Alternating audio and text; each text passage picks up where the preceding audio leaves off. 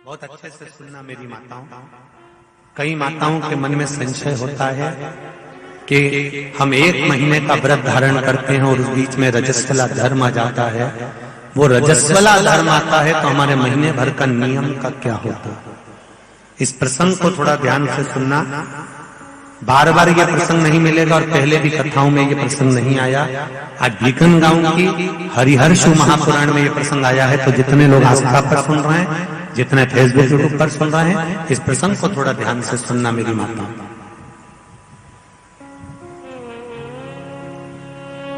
बहू ने अपने ससुर से कहा, पिताजी मैं कार्तिक के महीने के स्नान का नियम तो ले लेती हूँ। मैं कार्तिक के महीने, कोई माता कार्तिक के स्नान का नियम लेती हैं, कोई माघ महीने का स्नान का नियम लेती हैं, कोई चैत्र महीने के स्नान का नियम लेती हैं, कोई फागुन का लेती हैं, कोई बैसाख महीने के स्नान का नियम लेती हैं। कई माताओं की आदत रहती है, कई पुरुषों की आदत रहती है कि मैं 1 महीने तक कार्तिक का स्नान करूंगी। पर वो कार्तिक के स्नान में कुछ दिन ऐसे आ जाते हैं कि उसमें रजस्वला धर्म आ जाता है। अब वो रजो धर्म आ गया, रजस्वला धर्म आ गया, तो उस बीच में उसका नियम पूरा हुआ कि नहीं हुआ? उस बीच में वो 5-7 दिन जो स्नान के लिए नहीं गई, पूजन नहीं करी, तुलसी को जल नहीं चढ़ाया, शालिग्राम जी का पूजन या ठाकुर जी का श्रृंगार नहीं कर पाई, तुलसा महारानी का गीत नहीं गा पाई, तुलसी जी का दीप नहीं लगा पाई, तो उसको कार्तिक के महीने का, क्योंकि ये रजस्वला धर्म तो प्रत्येक महीने आना, नारी के लिए रजो धर्म तो हर महीने प्राप्त होना, तो हर महीने अगर रजो धर्म आना है तो कार्तिक महीने का फिर नियम पूरा कैसे हुआ?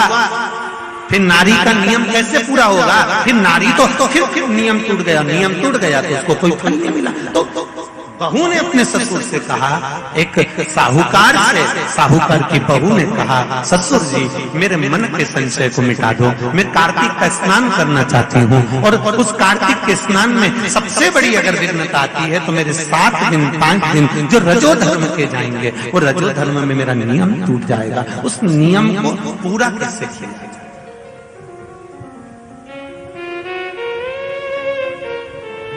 वो नियम पूरा कैसे होगा? कार्तिक के महीने का स्नान करने वाले जरा ध्यान देंगे, चाहे बैसाख का स्नान करें, चाहे माघ का स्नान करें, मेरी माताओं का रजो धर्म 7 दिन 1 महीने के अंदर आ ही जाता है। और आया तो वो नियम टूटा। उस नियम को पूर्ण कैसे करा जाए? कहा, साहूकार ने कहा कि बहू मैं इतना विद्वान तो नहीं हूं, ज्ञानी तो नहीं हूं, पर मैं मेरे गुरु से इस बात को स्मरण कर आऊंगा। अब बहू को कार्तिक का महीना आ रहा है, कार्तिक के महीने का उसको इंतजार था, वो इंतजार में बैठी है। मात्र कार्तिक आने में 8 दिन बचे थे। अब देखिएगा जरा, आप में और बहू में क्या अंतर है। कार्तिक के महीने आने में 8 दिन बचते हैं तो आप पुताई चालू कर देते हो। बोलो सही है कि गलत है? कार्तिक आने में, दिवाली आने में जब 8-15 दिन रहते हैं तब तुम पुताई चालू कर देती हो, सफाई चालू कर देती हो, ये काम चालू कर देती हो, वो काम चालू कर देती हो। सारे काम तुम्हारे कार्तिक का महीना आने के समय पर चालू हो जाता है। और बहू सफाई नहीं पूछ रही, साफ सफाई पर ध्यान दे रही है, पर ऐसा नहीं कि साफ सफाई नहीं कर रही, पर उसका ध्यान वही कार्तिक के महीने के स्नान में लगा हुआ है। आज बहू 8 दिन बचे और बहू का भोजन छूट गया, उसका भोजन नहीं, भाई मिला अंदर जाए। किसी चीज को पाने की जब तमन्ना होती है ना तो खाना पीना छूट जाता है। ये नागेश्वर मंदिर महिला मंडल से पूछ लेना। बहू की नींद चली गई, उसको भोजन नहीं भागा, नींद गई, भोजन भाया, बड़ी दुखी। साहूकार को कोई मिला या ना मिला, इस बहू की आंख का अश्रु तुलसी के क्यारे के पास गिर गया। तुलसी के क्यारे के पास आंसू गिरा, अश्रु गिरा। महाराज अब बहू की आंख का अश्रु झलका, तुलसा महारानी की कुछ कृपा, देवर्षि नारद ने एक साधु का रूप धारण कर, साधु का रूप धारण करता देवर्षि नारद जिस मार्ग से साहूकार जा रहा था उसी मार्ग पर एक वृक्ष के नीचे जाकर बैठ गए। वृक्ष के नीचे बैठे और बैठते ही साहूकार ने देखा कि बहुत पहुंचे हुए बाबा लग रहे हैं, चंदन का तिलक लगा है, कंधे पर यज्ञोपवीत पड़ा हुआ है, बड़ी बड़ी जटा झूठ है, मुख पर कुछ तेज पुंज है, बड़ा प्रकाश दिख रहा है, रुद्राक्ष की गले में माला पड़ी हुई है, हाथ में तुलसी की माला धरी हुई है। और साहूकार ने जाकर हाथ जोड़कर निवेदन करा, बाबा जी, ओ बाबा जी, मेरे मन के संशय को मिटा दीजिए। बाबा जी ने पूछा, क्या बात है बाबा? साहूकार जी बोले, मेरे बहू के मन का संशय है। नारी जब कार्तिक के महीने का स्नान करती है, या माघ महीने का स्नान करती है, या वैशाख महीने का स्नान करती है, या चैत्र महीने का स्नान करती है, नारी जब पूर्ण एक महीने का स्नान करती है तो बीच में जो रजस्वला धर्म आ जाता है, नारी 5 दिन 7 दिन जो काम नहीं कर पाती है, वो रजो धर्म के समय पर, रजस्वला धर्म के समय पर उसका 1 महीने का नियम खंडित हो जाता है। तो वो खंडित हुआ नियम पूर्ण कैसे हो, उसका वर्णन आप मुझे बता दीजिए। वो नियम मुझे बताओ।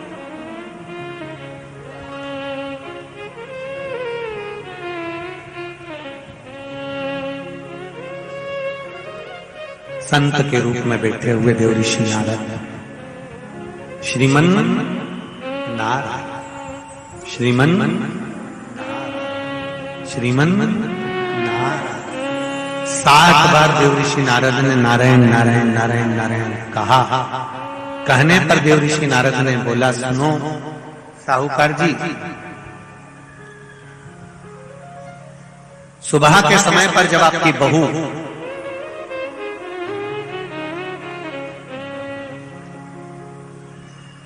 मंदिर की ओर जाए तो उसको इस मार्ग की ओर लेकर आना। मैं आपको ज्ञान उपदेश दूंगा और वो ज्ञान उपदेश आप बहू को श्रेष्ठ दे पाए ना दे पाए, वो बहू सम्मुख में बैठकर सुनेगी तो उसको प्राप्त होगा। ये देखो वही कथा आ गई। आप खाओगे आपका पेट भराएगा, आप सुनोगे आपका कल्याण होगा। बेटों बेटियों को लेकर आओ, बहुओं को लेकर आओ, बच्चों को लेकर आओ, उनके सुनने से उनका लाभ, उनका लाभ। साहूकार घर गए, बहू से कहा, बेटा एक संत अपने गांव में आए हुए हैं और वृक्ष के नीचे बैठे हुए हैं, चलो आप चलकर उनसे अपने प्रश्न को कर लो। बहू ने भगवान का नाम लिया, स्मरण करती हुई बहू पहुंची और बहू ने जाकर तुरंत हाथ जोड़कर निवेदन किया, बाबा जी 1 महीने तक नारी कार्तिक का स्नान करती है, 1 महीने तक नारी माघ का स्नान करती है, 1 महीने तक नारी वैशाख का स्नान करती है, 1 महीने तक नारी चैत्र का स्नान करती है, बीच में अधिक मास का स्नान करती है। उस बीच में नारी का जो रजो धर्म आ जाता है, रजस्वला धर्म आ जाता है, उस समय पर नारी का जो करा हुआ व्रत है 1 महीने का, वो खंडित हो जाता है। उस व्रत की पूर्णता कैसे मानी जाए? तो उस समय पर देवर्षि नारद संत के वेश में थे। उन्होंने कहा कि बहू एक काम करो पुत्री, कार्तिक महीने के पीछे के जो 5 दिन 7 दिन पचवीगन के होते हैं, अगर नारी का रजस्वला धर्म बीच में आ जाता है तो पीछे के 5-7 दिन में से अगर 1 दिन भी नारी ब्रह्म मुहूर्त का स्नान कर कर, सुबह का स्नान कर कर तुलसी में दीप प्रज्वलित कर देती है तो उसके बीच का जो खंडित भाग है वो समाप्त हो जाता है, उसे पूर्ण फल की प्राप्ति। अब फिर सुन लीजिए अच्छे से, अगर मान लो वो पचवीगन में ही नारी का रजो धर्म आ गया तो बहुत बहुत ध्यान से सुनना। ये कथा हरिहर शिव महापुराण की कथा जो भीकन गांव वालों को मिली है, संपूर्ण विश्व के कल्याण के लिए बहुत ध्यान देना। हर नारी का प्रश्न है, प्रत्येक नारी के प्रश्न ये सम्मुख में रहता है। मान लो आपने कहा कि रजो धर्म आ गया मध्य में तो आप पीछे के 5 दिन स्नान करो। वो 5 दिन में अगर रजो धर्म आ गया, फिर शिव महापुराण की कथा कहती है, घर में रहने वाली कोई कुंवारी कन्या, घर में रहने वाला कोई पुत्र, घर में रहने वाला पति, घर में रहने वाली सास, घर में रहने वाली कोई सौभाग्यवती नारी, जेठानी, ननंद, देवरानी, या घर में रहने वाला कोई पुरुष अगर बाहर स्नान करने नहीं भी जा सकता, ब्रह्म मुहूर्त में प्रातः के समय पर यदि तुलसी में एक दीप और एक संध्या के समय पर दीप लगा देता है तो भी नारी का नियम पूर्ण हो जाता है। वो नियम खंडित नहीं, नियम खंडित। क्या 5 दिन के स्नान का फल है? हाँ, और तुझे मौका मिलेगा तो तुझे समझ में आएगा। देवर्षि नारद ने बस इतना कहा, उसका फल क्या है तुझे मौका मिलेगा जब मालूम पड़ेगा। तब बहू को समझ में नहीं आया कि आखिर ये सब क्या कहा। देवर्षि नारद कहकर चले गए। साहूकार की बहू रोज प्रातः का कार्तिक का स्नान करने लगी। कार्तिक का स्नान रोज बहू करती, रोज ब्रह्म मुहूर्त में स्नान कर आती। बहू को नहीं मालूम कि नगर के राजा का लड़का युवराज अपनी पत्नी के साथ स्नान करने आता। राजा और रानी भी स्नान करने आते हैं, युवराज अपनी धर्मपत्नी के साथ स्नान करने आता है। आज युवराज को बड़ा बुरा लगा। युवराज ने देखा कि मैं घाट पर नहाने के लिए आता हूं, पर यह घाट गीला कैसे हो जाता है? मतलब मेरे स्नान के पहले कोई स्नान कर रहा है, मेरे स्नान के पहले कोई स्नान कर रहा है। मुझे ऐसा लगता है जरूर कोई ना कोई आता है। युवराज ने, राजा ने अपने नगर के सैनिकों से बोला, पता लगाओ कि सुबह स्नान करने कौन आता है। सैनिक लगते उससे पहले ही साहूकार की बहू स्नान कर चली जाती। दिखाई नहीं दिया, समझ नहीं आया। आखिरी के 7 दिन बचे थे, 8 दिन बचे थे। राजा के दूत ने फिर युवराज ने कहा, मुझे पता लगा कर बताओ फिर मेरे स्नान के पहले कौन स्नान करता है, घाट को गीला कौन कर देता है। क्रोध में आकर कहा, मालूम नहीं पड़ पाया। एक दिन रानी को, इस साहूकार की बहू को मालूम पड़ा कि युवराज मेरा पता कर रहा है, मेरा पीछा कर रहा है। तो बहू ने तुरंत सुबह जल्दी स्नान करा और भागी। भाग के समय उसके गले की माला और पांव की एक मोजड़ी छूट गई। माला और मोजड़ी छूट गई। माला मोजड़ी छूटी, चली। राजा को वो माला मोजड़ी मिल गई। उसने मन में विचार करा, मोजड़ी इतनी सुंदर, माला इतनी सुंदर, तो जो इसको पहनती होगी वो कितनी सुंदर होगी। राजा ने अपने दूतों से कहा, जाओ, जिसकी ये मोजड़ी और माला है इतनी सुंदर है तो वह नारी कितनी सुंदर होगी, उसको 5 रात्रि मेरे पास में लेकर आ। उसको मैं 5 रात्रि अपने यहां रखूंगा।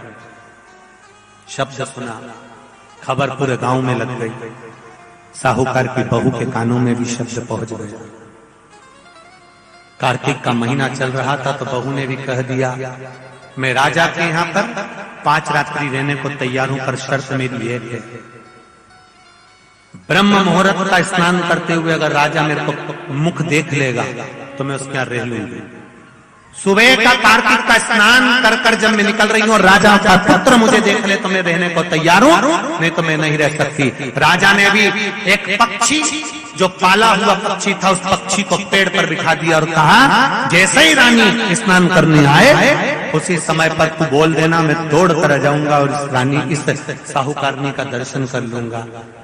जब साहूकारनी सुबह के समय पर स्नान करने चली तो देहली पर द्वार को छोड़ते समय प्रणाम करते हुए कहती है, हमारे भारत की सभ्यता, भारत की भूमि की संस्कृति, पहले की माताएं जब मायके से ससुराल जाती थी या ससुराल से मायके आती थी तो जिस तांगे में, जिस गाड़ी में, जिस बस में, जिस टैक्सी में भी बैठती थी उसके भी पांव पड़ती थी, उसको भी प्रणाम करती थी। बोलो री जीजिए, सही है कि गलत?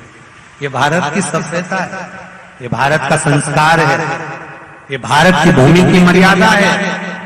जिस भूमि पर से जा रही, ससुराल से मायके जाएगी तो जिस बस में जाती थी उसके पांव पड़ती थी, बैलगाड़ी में जाए, टांगा गाड़ी में जाए, घोड़ा गाड़ी में जाए, उसके पांव पड़ती थी। घर से निकलते समय प्रणाम कर कर जाती।